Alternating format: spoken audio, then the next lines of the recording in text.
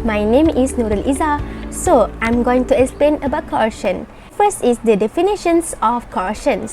Coercion is the act of threatening a person in order to induce him to enter into an agreement. It is an act of threat which involves the use of physical force. Hi, Assalamualaikum. I'm Adlina and we will explain about undue influence. Now, what is meant by undue influence?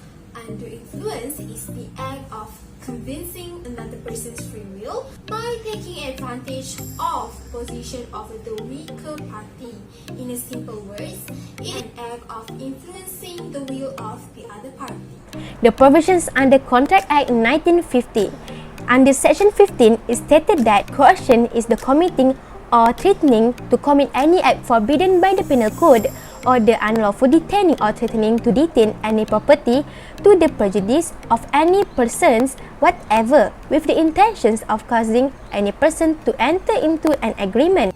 In Section 16 of the Contract Act 1950, it mentioned that a contract is said to be induced by undue influence where the relations subsisting between the parties are such that one of the parties is in a position to dominate the will of the other and uses that position to obtain an unfair advantage over the other, in particular and without prejudice to the generality of the foregoing principle.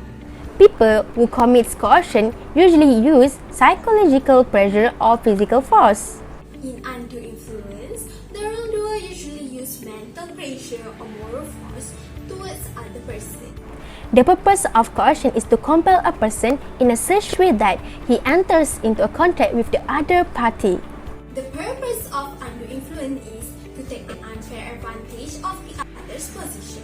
The party who employs coercion criminally liable. It must be noted that the party who exercises undue influence is not criminally liable.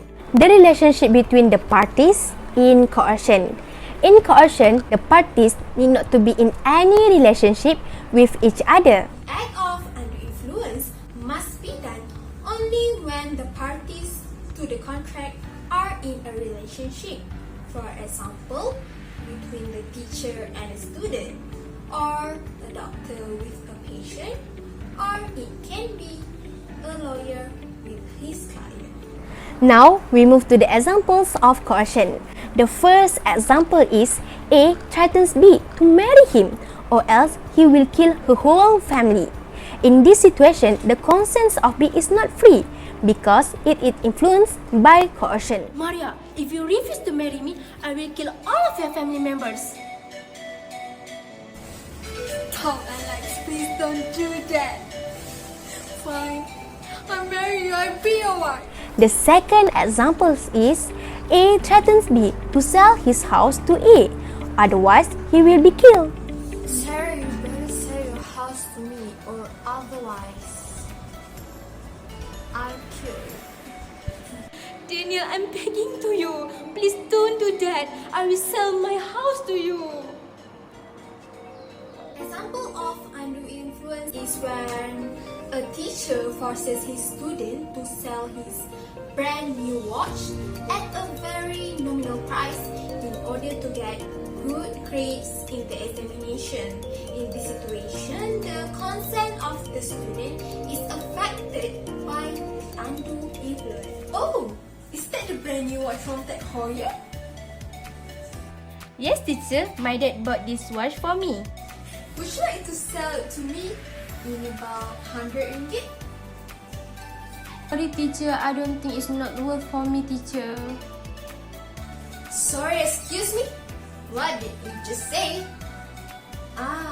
If that's so, I need to fill in your essay. Sorry, teacher. Please don't do that. Okay, I will sell this watch for you. Now, I bet you guys can differentiate between coercion and undue influence.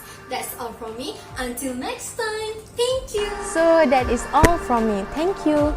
Bye.